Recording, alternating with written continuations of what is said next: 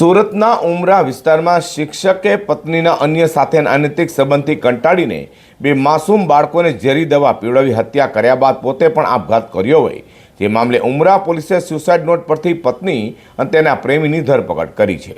ત્યારે આરોપી પત્ની અને તેના પ્રેમીને કડકમાં કડક સજા થાય તેવી માંગ સાથે આજરોજ કલેક્ટરને આવેદનપત્ર આપવામાં આવ્યું હતું। સુરતના ઉમરા પોલીસ મથકની હદમાં સુરત જિલ્લા પંચાયત ક્વાર્ટરમાં રહેતા અને ખાનગી શાળામાં શિક્ષક તરીકે ફરજ બજાવતા અલ્પેશ સોલંકીએ પોતાના બે બાળકોને ઝેરી દવા પીવડાવી પોતે પણ હત્યા કર્યા બાદ પોતે આપઘાત કરી લીધો હતો। આ મામલે પોલીસે તપાસ હાથ ધરતા સુસાઇડ નોટ મળી આવી હતી, જેમાં અલ્પેશે પત્ની ફાલ્ગુનીના અનૈતિક સંબંધને કારણે પોતે આપઘાત કર્યો હોવાનો ઉલ્લેખ કર્યો હતો, જેને લઈને ઉમરા પોલીસે ગુનો નોંધી અલ્પેશની પત્ની ફાલ્ગુની તેના પ્રેમી નરેશ રાઠોડની ધરપકડ કરી છે। ત્યારે બંનેના કારણે પરિવાર વિખેરાઈ ગયો હોય, જેને લઈને અલ્પેશના પરિવારજનો અને સમાજના આગેવાનો દ્વારા કલેક્ટરશ્રીને આવેદનપત્ર આપી ફાલ્ગુની અને તેના પ્રેમી નરેશ રાઠોડે કડકમાં કડક સજા થાય તેવી માંગ કરી હતી। એમ જાદવ, પ્રમુખ વણકર સમાજ પંચ વિજયનગર, જિલ્લો સાબરકાંઠા।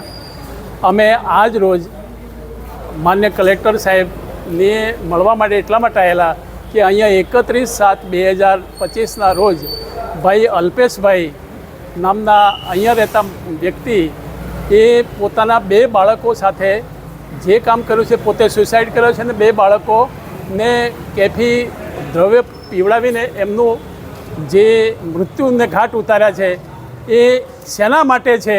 તો અમારો સમાજનો આક્રોશ એ છે કે આની અંદર સરસ જીવન જીવતા બે પતિ પત્ની અલ્પેશભાઈ ને ફાલ્ગુનીબેન, એમની વચ્ચે કોઈ ત્રીજી વ્યક્તિ સાથેના અનૈતિક સંબંધો હતા।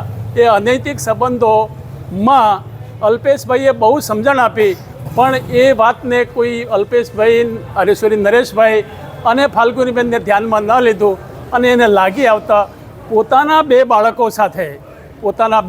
સાથે મૃત્યુને ઘાટ ઉતારે છે બાળકોને અને પોતે સુસાઇડ કરે છે।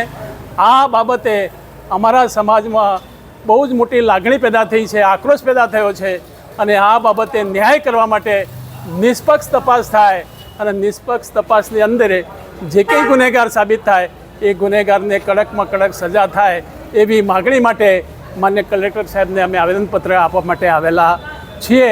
સુરતમાં શિક્ષકના સામૂહિક આપઘાત મામલે પરિવારજનો સમાજ દ્વારા મોટી સંખ્યામાં કલેક્ટરાલય પહોંચી આરોપીઓને કડકમાં કડક સજા થાય તેવી માંગ કરી છે।